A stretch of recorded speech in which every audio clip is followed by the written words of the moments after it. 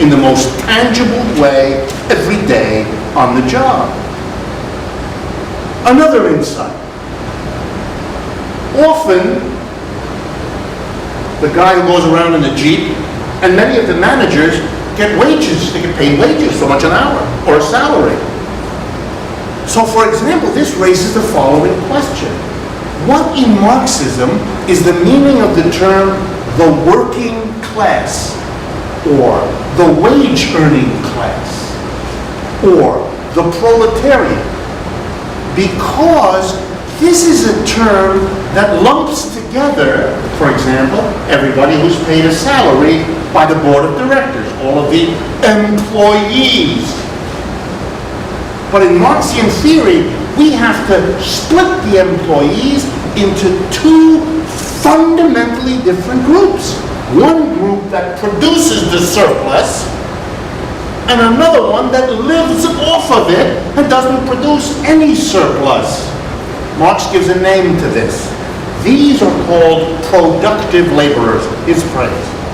And the people doing all this other work are unproductive. By the way, unproductive doesn't mean they're not important. I just went through with you, these people are crucial, otherwise capitalism can't survive. They, as I quote myself, they are as important in their way as these people making chairs are. But because they're important doesn't mean they're the same. And what's different about them is they have a different relationship to the surplus. If you produce a surplus, you're a productive worker. If you live off a distribution to you of the surplus, you're an unproductive worker. The working class, therefore, has two different groups of people with two different relationships to the production and distribution of surplus. To put them all together in the same organization, probably a mistake. To think of them all as one undifferentiated mass of workers is certainly not a Marxian perspective. A Marxian perspective sees these two different groups. You could have a political goal of bringing them together, making an alliance or a coalition to change capitalism. That makes sense. But it would have to be an alliance which understands and respects their difference. For those of you that are Americans and are fond of being in leftist groups that get themselves all exercised about the importance to recognize the difference between white and non-white workers, and male and female workers, the importance, very nice, I agree. But as a Marxist, I scratch my head. What happened to the difference between the productive and the unproductive? What the hell are you doing? That one doesn't seem to be in the list.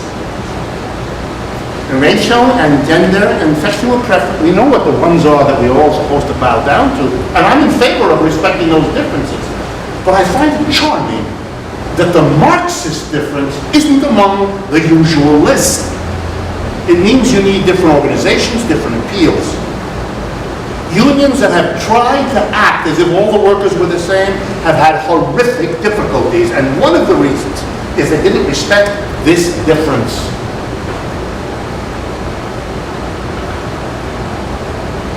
Even in bourgeois theory, there are glimmers of an awareness. For example, in bourgeois theory, not Marxian, there's a word for this kind of worker, blue collar. And there tends to be another word for this kind, white collar or pink collar. And the gender issue gets woven into it. And it is interestingly gendered. That is, until recently, these folks were relatively more male, and these folks relatively more female, etc., etc. But the point is, in Marxian theory, there's a clear and precise way to understand their differences. People who produce a surplus psychologically and politically are in a different position. These people know from where they are that I'm producing more than I'm getting. For the same reason I use that example, the $22, you know you're only going to get paid because you produce more. These people, they're not producing anything, and they know it. They're doing office work, they're doing this, whatever, however they conceptualize it, they kind of know they're different. And here's an important difference. The employer pays them. And he doesn't pay them for making something. He pays them for taking care of some condition for these other people. So this is the secretary and the record keeper. but she or he is a secretary or record keeper to enable the workers who come there to make whatever the company sells to perform their function. These people typically are more accessible to the company's propaganda.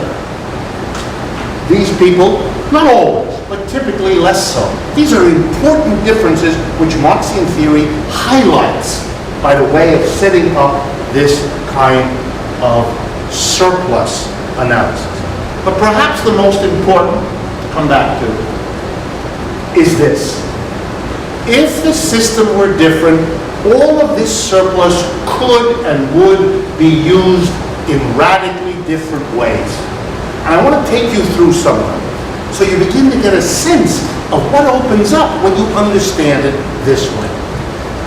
And I'm going to use examples that are from actual history, because periodically capitalism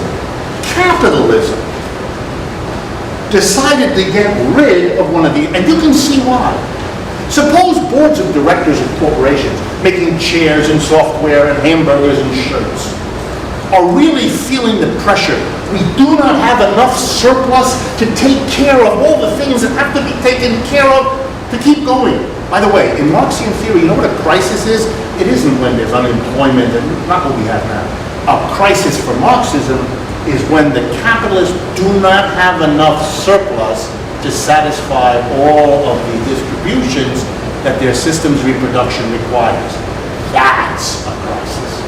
That's a very different question from saying, oh, I see a lot of unemployment, I see a lot of bankruptcy. That's a different matter. The Marxian question is, when are we in a situation when the demands on the surplus exceed the amount of surplus capitalists have? Let's suppose they face them. Let's suppose that the capitalists are very frustrated. They really want to hire more security because crime is spreading. And they want to do more advertising because they're having trouble selling their stuff. And they need to pay dividends to their shareholders, otherwise nobody will buy their shares. And the government is demanding that. They don't have enough. Here's what they want. They want to get rid of one of the people they have to give surplus to. God damn it, if we could only get rid of one of them, then we'd have the surplus we no longer have to give to that one available to distribute to the others. Just imagine, I'm going to pick one from history. Just imagine if we could get rid of the goddamn bankers. Suppose we got rid of the banks and we don't have to pay interest anymore. We could get loans when we needed them to do the important thing of keeping our company going, but we didn't have to pay any interest. How could we do that? How could we get rid of these shits that take our surplus? Notice, by the way, if I had time, for a Marxist, that kind of tension between an industrial capitalist and a bank, that is called class struggle between capitalists. And a clever Marxist organization would be busy fomenting and maneuvering to split them up. And there's plenty of opportunities to do that. I'm going to give you a concrete example. Have there been capitalists who got together and ganged up on the banks and in order to no longer have to pay interest? Yep. Has it happened more than once? Lots of times. I'm going to give you an example. At the end of World War II, in France, because of France's terrible troubles in the war, and France was occupied by the German army and so forth, and a lot of suffering, a lot of destruction, and at the end of the war, the French capitalists, at the end of the war, couldn't imagine how they were going to rebuild their pretty shattered economy.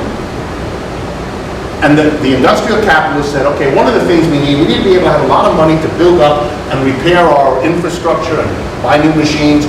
We don't want to pay interest to banks. That's useless to rebuild an economy. So here's what we want. We want, ready? The government to nationalize all the banks. Take them over. Who led the charge for this? The capitalists wanted that. They wanted that because they wanted the government to give out loans to capitalists at little or no interest, which the French government did. And it was a good plan. You with me? Now here's the sad thing. All of this makes perfect sense. You understand that? If we can save on the interest, that's that much more surplus we have for security, for everything else. Wonderful. Who cares about the damn bankers? They're all parasites. Who says that? Capitalists. Who made it happen? Capitalists.